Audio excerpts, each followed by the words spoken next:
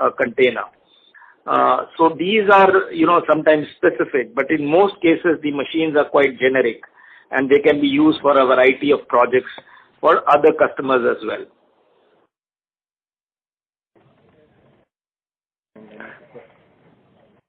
Okay. And okay. But how often does it really happen? So usually you have these global contracts, I assume. I mean, Wiener is relatively global, but are they really able to support Unilever in a global contract? Usually those contracts would have dual suppliers, and how often would Unilever potentially change suppliers? See, these global contracts normally, they happen, for example, at any point in time, Unilever would have, say, maybe 4 or 5 big programs running with Wiener. And these are truly global programs. In many cases, or in most cases, there may not be even 2 suppliers. They may do the project with only 1 supplier. Only if Wiener is not present in a particular geography do they consider another supplier. Because, for example, Wiener is not present in a particular geography, and therefore, it's important for them to have a supply base in that particular geography. So they would get into that, another supplier only if that particular Wiener is not present in that geography. Normally, they would not go with 2 suppliers for the same geography. And these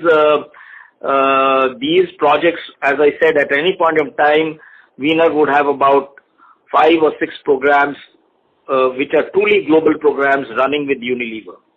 And similarly, Wiener would have such programs running with Procter & Gamble. They would have such programs running with Nestle, Bayersdorf, and many of these other global guys. Okay. And, that's the normal situation where, normally you work with that supplier globally, but there may be exceptions where you don't have a presence. And it's important to supply in that geography. Yeah. Yeah, and then finally, so how often, so let's say once Unilever or these big customers, once they have this global development contract with a supplier, how often after the 3 years would they change suppliers? Why would they change suppliers? So normally, you see, if the experience is good, if you don't have any major technical challenges or if you don't have any major service challenges, they would not like to change the supplier.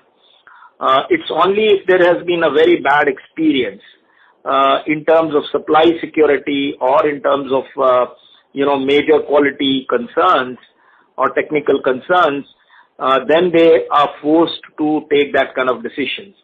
But normally, a supplier like Wiener has enough technical depth, and I would say they have a very strong technical base. And I have rarely seen this kind of failures happening from a supplier like Wiener, where we have embarked on a big global program and, things have not worked out.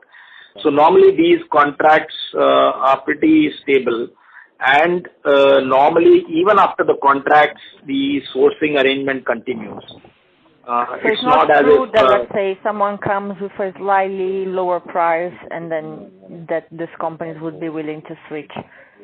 Because I think, that is always, that is always a concern. Yeah. But it's not easy, right? It's not straightforward to change, like it has costs and risks involved as well. Absolutely. There's a lot of learning that goes into each of these programs. And there's a very strong technical capability that has to be built.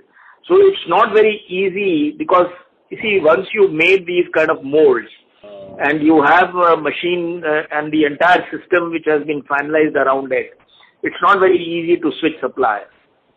So to that extent, unless there is a major technical issue, I would say, or a service-related issue, a big organization would not take a call to move out of a supplier. Okay. Okay. But cost is always, as I said again and again, most of these organizations are facing a lot of cost pressure.